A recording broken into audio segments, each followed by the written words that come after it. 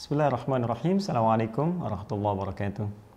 Alhamdulillah, wassalatu wassalamu ala rasulillah wa ala alihi wa sahbihi wa man wala wa ba'd.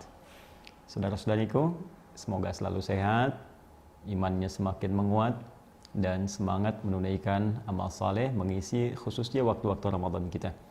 Berusaha selalu mendekat pada Allah Subhanahu wa taala dan memperbanyak doa untuk kita semua. Semoga Allah berkenan memberikan kesempatan bagi kita untuk menyempurnakan Ramadan kita di tahun ini, insyaallah.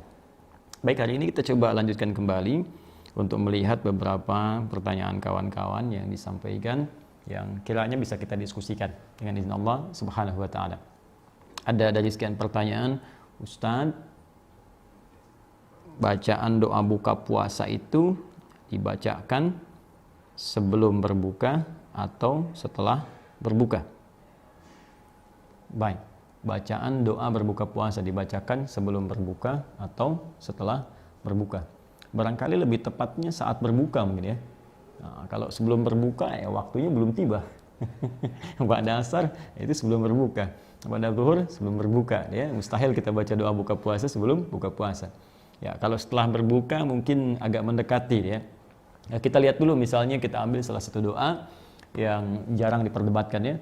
Ada di hadis riwayat At-Tirmidzi, ya, nomor hadis 2357, riwayat sahabat Ibnu Umar radhiyallahu taala anhuma atau Abdullah bin Umar radhiyallahu taala anhuma. Adalah Nabi sallallahu alaihi wasallam ketika beliau kemudian berbuka membaca doa, "Dhahaba dhama'u wabtallatil 'uruqu wa thabatal ajru insyaallah." Ya, dhahaba dhama, telah hilang rasa haus itu, kemudian basah tenggorokan, wabtallatil 'uruq wa thabatal ajru insyaallah, dan pahala-pahala itu ditetapkan oleh Allah Subhanahu wa taala dengan izin Allah Subhanahu wa ta'ala. Dalam mengamalkan doa ini terdapat dua pendapat di antara ulama, setidaknya terbagi pada dua bagian.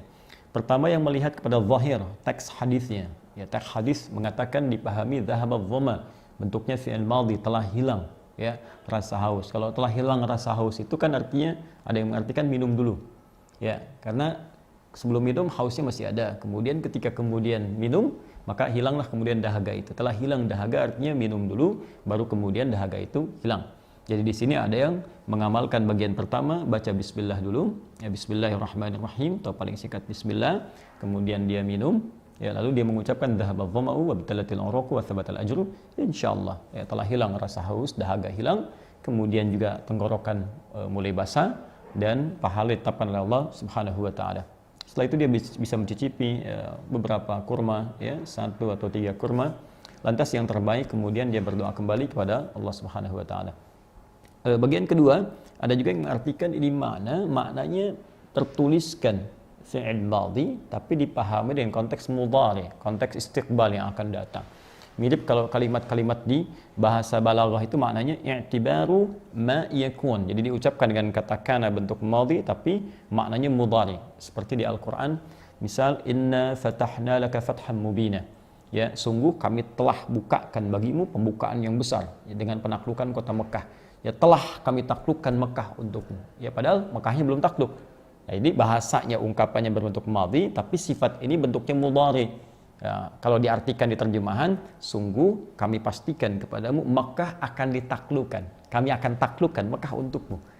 Ya, kenapa Ustadz menggunakan bentuknya fi'il madhi past tense, tidak langsung mudhari saja? Nah, balik lagi ke teori balaghah, bahwa kalau ada sesuatu yang sifatnya ingin dipastikan untuk memberikan ketenangan pada jiwa, kenyamanan dan keyakinan sehingga dengan itu muncul semangat yang luar biasa, maka hadirkan seakan-akan peristiwa itu telah terjadi dalam bentuknya past tense, bentuk telah.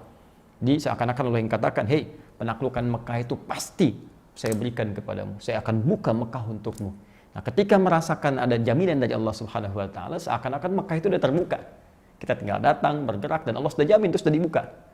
Nah, sama dengan puasa. Ketika kita katakan dhahaba dhama'u wabtalatil uruqu, orang puasa itu belum minum aja, baru dengar suara adzan, Allahu akbar, bukankah saking gembiranya hausnya hilang? Ya? Jadi seakan-akan wah, udah nikmat nih. Buka udah datang, seakan-akan tenggorokan tuh udah merasa mau basah aja. Sudah hilang rasa haus itu. Sehingga ada yang mengartikan doa itu dibaca sebelum berbuka. Dhahaba dhama'u wabtalatil uruqu wa thabatal ajru insyaallah. Ya Allah, hilang nih dahaga. Alhamdulillah. Artinya akan hilang dahaga dengan saya buka sekarang. Akan hilang rasa haus itu, akan basah tenggorokan saya, dan akan engkau berikan pahala dengan puasa yang telah aku tuntaskan itu. Lalu dia minum bismillahirrahmanirrahim, kemudian dia minum. Artinya, dua ini sesungguhnya tidak perlu dipertentangkan. Mau dibaca sebelum, mau dibaca setelah, itu tidak ada masalah. Yang penting, gunakan sunnah ini untuk berdoa. Dan jangan lupa, yang terpenting adalah doa ini baru pengantar, teman-teman. Baru pengantar. Karena riwayat-riwayat lain menyebutkan bahwa perbanyak doa saat berbuka. Seperti hadis yang sahih disampaikan pada Nabi SAW, "Thalathatun la turaddu da'watuhum." Ada 3 golongan yang sulit ditolak doanya, tidak ditolak doanya. Ya, siapa mereka? Satu, al-imamul adil, pemimpin yang adil. Pemimpin yang adil, doanya diterima oleh Allah Subhanahu wa taala. Kemudian yang kedua, as-shaima hatta yuftira, orang puasa sampai buka. Di saat berbuka itu Masya Allah saat-saat mustajab doa, saat-saat mustajab. Diminta kepada Allah, hina yuftir, saat dia berbuka, minta. Jadi ketika Anda katakan wa thabatal ajru insyaallah, pahala akan diberikan oleh Allah, ajrun. Nah, maka ada 2 jenis pahala yang diberikan oleh Allah untuk orang puasa. Ya, yang pertama, dan dua-duanya menggembirakan, memberikan kegembiraan orang puasa. Yang pertama, mengabulkan doa yang dia mohonkan. Yang kedua, memberikan pahala puasa saat tiba di akhirat. 2 ini. Makanya di hadis lain dikatakan farhatani, 2 kegembiraan untuk orang puasa. Lis-shaimi farhatani, bagi orang puasa punya 2 kegembiraan. Farhatun hina yuftir, ya, yang pertama saat dia berbuka. Kenapa dia berbuka gembira? Salah satunya karena doanya langsung diterima oleh Allah Subhanahu wa taala. Dan yang kedua, ketika dia datang di hari kiamat, Allah berikan pahala-pahala puasa yang melimpah baginya. Karena itu, jangan terjebak dengan persengketaan apakah sebelum buka ataukah setelah kemudian berbuka. Ya, yang penting adalah bacakan doa itu, lalu perbanyak doa minta kepada Allah. Ya Allah, berkahi puasa saya, terima puasa saya. Karena kita tidak tahu apa yang kita lakukan apakah diterima atau tidak oleh Allah. Ya Allah, berkahi keluarga saya, berkahi rezeki saya. Ya Allah, mohon berikan kemuliaan kepada saya. Ya Allah, berikan kemuliaan kepada keluarga-keluarga saya. Nah, ini yang kemudian kita perbanyak untuk memohon kepada Allah Subhanahu wa taala. Ya Allah, untukmu aku berpuasa, mohon terima puasaku. Dan ini rizki ya Allah, Engkau telah berikan padaku, berkahi pada rizki itu. Ya Allah, mohon ampuni dosa-dosaku. Ya Allah, berikan rahmat kepadaku. Minta, dan mohonkan kepada Allah Subhanahu wa taala. Ketika Anda bacakan ini dengan niat ikhlas, semoga itu bagian yang diijabah oleh Allah Subhanahu wa taala. Kalau yang tadi di bahasa Arab kan, bahasa Arabnya Allahumma laka sumtu wa bika amantu wa ala rizkika aftartu. Ya, kurang lebih demikian bahasa Arabnya. Allahu taala a'lam bissawab. Assalamualaikum warahmatullahi wabarakatuh.